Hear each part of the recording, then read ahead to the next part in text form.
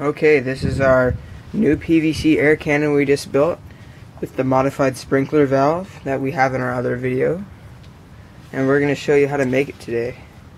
Okay, the things you'll need for this project is a valve, an end cap, some PVC pipe, 2 elbows, a male adapter, a sprinkler valve, a connector, a blower, another male, a reducer to a 1/2 inch, and then 1/2 inch PVC. So, how to make this? You drill a hole, and then you put it in and screw it on, and then you put the 1 inch PVC pipe in there to the elbow, to more, to another elbow, to more, to the male, to the sprinkler valve. I'm going to show you how to make that in another video. To another male, to reducer, to that. All the way down.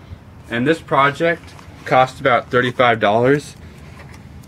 And that's it, guys.